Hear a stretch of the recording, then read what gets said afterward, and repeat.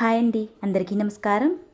ఈరోజు వీడియోలో ఒక టేస్టీ అయిన పాల చెక్క స్వీట్ని ఎలా తయారు చేసుకోవాలో చేసి చూపిస్తాను. వినడానికి కొత్తగా ఉన్న టేస్ట్ అయితే చాలా బాగుంటుందండి. ఈ స్వీటు నోట్లో పెట్టుకుంటే వెన్నెలా కరిగిపోతుందండి, అంత టేస్టీగా ఉంటుంది. సో లేట్ చేయకుండా ఎలా ప్రిపేర్ చేసుకోవాలో చూసేద్దామా. ఈ రెసిపీ కోసం ముందుగా ఒక కప్పు బియ్యాన్ని తీసుకోండి. శుభ్రంగా కడిగి నీళ్లు పోసి 2 గంటలు నానబెట్టుకోవాలి. ఈ స్వీట్ రెసిపీకి రేషన్ బియ్యం అయితే చాలా బాగా వస్తుందండి. ఒకవేళ మీ దగ్గర లేకపోతే ఏ రైస్ అయినా చేసుకోవచ్చు. నాని బియ్యాన్ని మిక్సీ జార్లోకి వేసుకుని అరకప్పు నీళ్లు పోసి దోసపిండి మాదిరిగా గ్రైండ్ చేసుకోవాలి.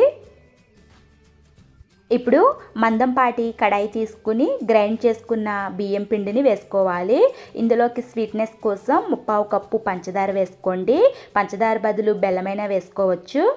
అలాగే ఏ కప్పుతో అయితే బియ్యం పంచదార తీసుకున్నామో అదే కప్పుతోటి 3 కప్పులు పాలను వేసుకోవాలి. ఇప్పుడు ఈ మిశ్రమాన్ని మిక్స్ చేసుకుందాము.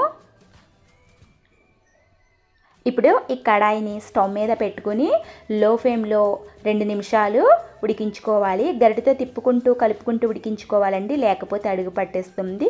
అడుగు పట్టకుండా ఇలా తిప్పుకుంటూ ఉడికించుకోవాలి. ఉడికించుకునే కొందు ఇలా థిక్నెస్గా రెడీ అవుతుంది. ఇలా క్రీమీగా రెడీ అయ్యాక ఇందులోకి 1 టేబుల్ స్పూన్ నెయ్యి వేసుకోండి.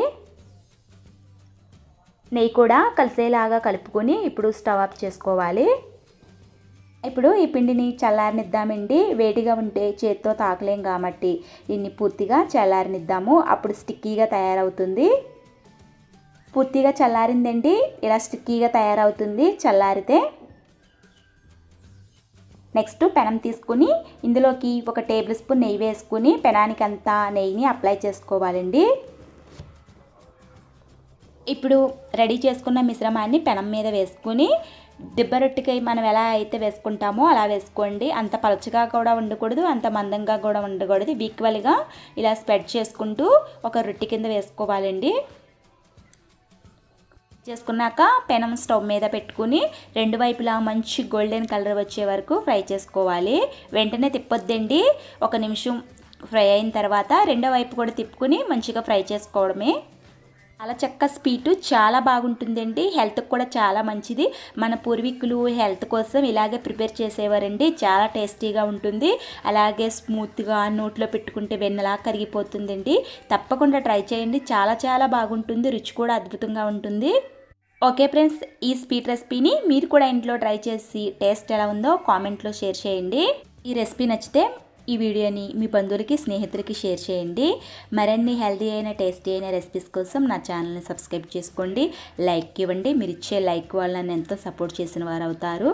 మళ్ళీ ఒక మంచి హెల్తీ అయిన టేస్టీ అయిన రెసిపీ తోటి మళ్ళీ మీ ముందుకు వస్తానండి. అంతవరకు అందరికీ బాయ్ అండి.